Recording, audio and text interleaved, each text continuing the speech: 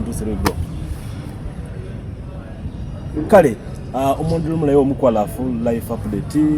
kwambasarano kamazima konyene kesi kubambonga hurera naho kanile nolo kumutini kwesha lelo bifuka mikabiri na bisesa ba mwesi kumene kwa shinane ate kumiko kwe biko mikabiri na kisesa ba kwetirano kubenga kana husonga tsihali ndura ta nohulesha lelo mukwalafu life update kuliho mushifani basabire ngo shibona honi papa atwela numwana hanywa benga huwanju ahubala kama sinakewe ate bifura bukalika ntubenga kumanya aburangisi papa naho akanile bango shesa ho umundulu mulayi wo mukwalafu life update isi bali ho viewinga kama sinakase bananga bari weli Steven ndo umwihali wa busamaga labo ya selo Mbale City. Okay, wanyala papa asho mukwalafu life update ndakana kubanga ategera wahubone hulano no mwana wefu ngana maybe shina shesu vele kana kubanga kubolera mu munda kana kubanga ategera umwana we hanano kama sina bamulanga bari ku Coast Gladys ali umuhana wase kimiko mwenda abanga bamukebera ali ni bulwale bwe kumoyo ani bulwale bwe kumoyo maybe munda kana kubanga ategera bulwale buno umwana ino mubanga bumutandika hasera shina ate munda pinga ategera ho biyamba hunga kana bulwale bwe kumoyo maybe buzi gushina bwe sugere ngo funa bamutandika lina paka iswole hubonori kuwenza hano kubenga abanda abana bamanya kusonga ino bulwale buno abanga asali hana nabo neho hotse ho buzula oba ho bufumbula babufumbula ngali ni kimyaha kibiri ni shisinza kubanga bulamu bwewe aberenga atwangali nomonga abana babuli jota abanga alira nabi ngashiri era ni kumubiri kwewe abatwanga ali umukehe ni nashiryo kwanyalisa ho tabuliraho isi bakangi bakugu nga mutweraho nibo isi balanga bari Dr. Nguru era akugumuha mu hujanjaba byambagana ya kubana niyo banga azula buzibu buno ndi umwana yali ni lilo kumwoyo era agesa ho banga amujanjaba afano terera honne ngabere atsoa olira hondana ne hofuna attacks nga iliye sabalihira abulwale bwabanga bumwitololaho nishishindi oxygen sabanga tsiha as nga shitagisa abenga bamura hushuma shimongera muku oxygen. Yes. Okay, umundu mwana mukwalafu life update papa kama sina weli Steven isushi naye ahubolera ukosi wesali nabo mundu mukwalafu life update mutegero shi umundu solla huba mbonga eta mu kamera shimanyisa shiri ilyo shizi gufana shiriwo shesi abanga kana babandu mubenga banyobanga mushitegera huba tsindwale tsino bandu kumenya natso ate onyawamora neliye nyeneta neniye setsire inyira yaba isonga bikirabele mbonga atabulira maybe awene onga kushita mu bulwale buno wengo musaji bwa kuberisire wafunde bukoshino kwama lomlori tsani kimya hamwenda atende humya hachibiri maybe wafunire buzi bushina atishine chicheshero banga ubonoru huwenzaho maybe actually buzi bwesinzireho banga afuna hosohera dala nga nomanyire umwana uli ni buzibu bwe kumoyo aba ihalanga alwalirira era buli hasera shoba ni bubongo buli settled kubanga shereranya aba mulamu nga noliho mubonori nenga mudeka sibiro basitaru watse ho munyolanga aliho admission staff na ataka yositsana bulamu bwe babula itapaka abanga bamura oxygen era lwasembire yonga kuba mu main baho referring aho pake mulago isi babanga bamu holaho mukebera mu husya dipa oba kwebubukali baba nga bamu recommendinga kumuholako surgery niyabe nga aterera kubanga bali nihuba nga liro elyo balikala bamu operating niyo bulamu bwe bube nga buli bulayi hosite kusibuka ngwese umutsile nga mufuna kuhola alunari ano hubenga umanye cyane shubanga shikaniwa bukangi atsile hubanga abufuna hubirira mu specialist nga namahokanihako benjawulo era ananiha ni specialist uwe babana isi namahukaniaho lisi nabari Dr. Nguru abiriraho mihono kya specialist ukundi uba mu main hospital kama sinabari Dr. Abeso bakali besi mumanyire era niye safunira rifaro ngabo nari imbera yewe no shina inyara yabanga inyalihana mu main rifaro ta kubanga aba yetaga specialist wa kukumuha mu myoyo ate mu bana era niye shikira baho rifaringe mulago era nga fatabulayo abadokita babanga bamurambaho bahwaniriza bamurambaho bamuhola scanning ye ku mwoyo era bazula nti bakonfaminga bari ali ni buzibu bwoshina era bamurecommendingaho obanga bani humuholaho surgery ku mwezi kwa mwenda nga 2 kweshenda nga 2 chalero chalabira umukaga chimaisa kumwezi kweshenda nga 2 kuli nikisa ni wiki indwena actually ni wiki yolata yes name ndi watabulano ari mulangashi ukana bulwane buno hubanga afuna bukani akani wa silingi tsenga atetsikani huwa mwibanga shina actually busina bwewe abaho muhola operation kusinzira ni invoice isi barusoho amemulago ikani wa silingi milioni 18 mitwalo enkaga kasanvu 15 kubanga bamurambaho era nga natseyo bamba duration yali yekimesi kitaruho banga mobilizinga nebe bule beshikirira nitsire ne kupiraho kumulanga silingi saberenga tsitoa shikira nitsire kuba lomba umuntu yesitsana onyala wabanga anyala awereza hobu yetu ba mungeri yositsana oba mu connection yes mungeri si abanya banjetamo babenga bantimiriraho kubanga bulamu bwewe buli mu matigo yes okay umusilingi tsenga silingiri milioni 18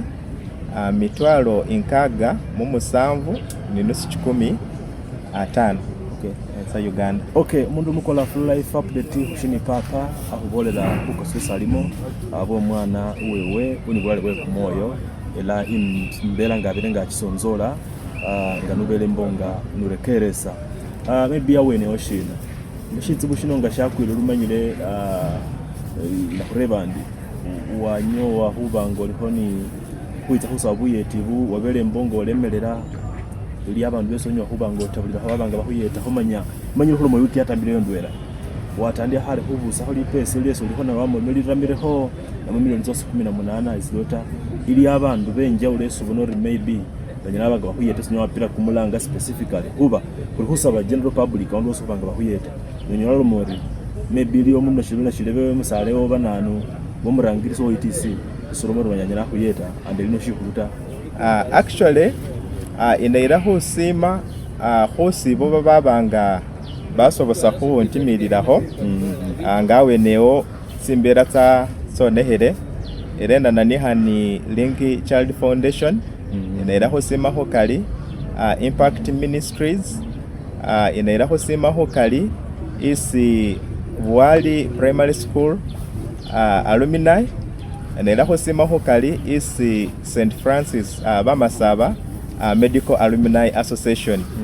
ni bakali besi hasobosire hubanga embakani haho inaira husima ho kali nabi hubanga manyirisa hubanga muntimirira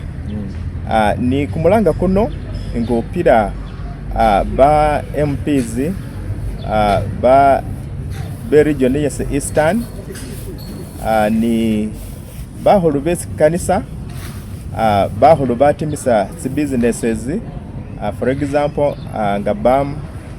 shopping center Abra Shopping Center ni balala besi hasobosile khubanga ni haho ndiho balomba mubenga mundimirira khwagesakho khwabanga khukholakho fundraising nenga yakhubanga isya nga nakho kanata shamukhila narurayo khupira kumulanga khukubanga embuka esi bamba yaberenge ewayo ne shesi bakhusaba shakhubanga shitabulila ta. Actually mobilization isi khakholakho ni quarter weta silingi siliyo milioni 3 sengene tsiliyo khu milioni 18 nuskakaga. Yes. Okay, kale umundu mukola full life up ni basabele mbongo ulira Papa Alex niso ngosha lero akuboleraho imbela isaba mbonga abiramo kuba bulwale nibasabenga mutegera bantu mwesitsana mundu mukola full life update ombona bahabuno nibasa ekana hwayeta huba no barishini shonyo wayeta muliwana kumukamba ati kwabibona waba mbongo kana abuye ati so kana hwambira hatu habantu papa because mundu hurai shimashiri lyobwetavu bakalenyera abanga balione Mbale City. In front of you is my daughter by the name Mupos Gladys, who was diagnosed with congenital heart abnormality, that is tautology of Fallot, from Mulago Heart Institute, and is required to do a heart surgery, and the date is due that next week, that is on 2nd of September. In front of you, these are some of the medical details. As you can see, this is the card, Heart Institute. Then I also have the invoice, which bears the billing of the whatever the surgery. And also I have with me this is the medical form bearing the date that she's supposed to undergo the surgery, and this is the referral form. Then from this is the referral form from Mbale Regional Referral Hospital, and these are some of the tests, cardiac echo and the ECG, which were carried out from Mulago. So basing on these medical details, she was recommended for a heart surgery, which requires the amount that I've just mentioned. And the reason why I'm here, I've tried all the possible ways, but I've not managed to raise this amount, and yet her situation or her condition is in danger. Therefore, I call upon the people of goodwill, well-wishers from different directions, starting with my regional area MPs, the church leaders, businessmen, and every person who would put a hand, however small it may be, it adds up and reduces the bill. So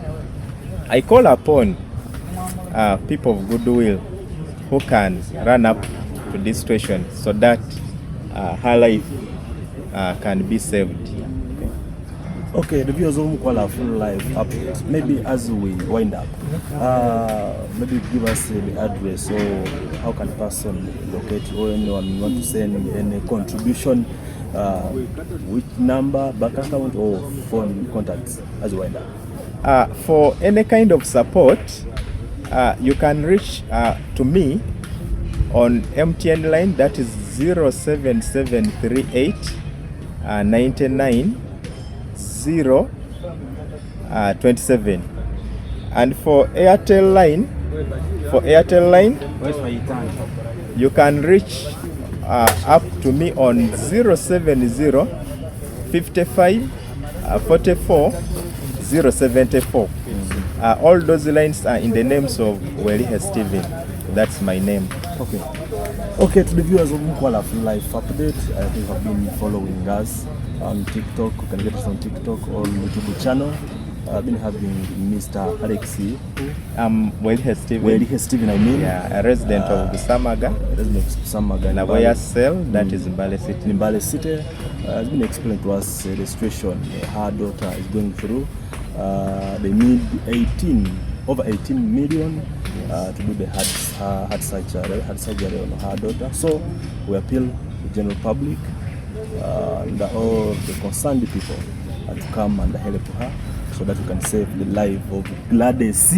Bukos. Yeah. So the view of Mkwala Full Life Update, you can get us on TikTok,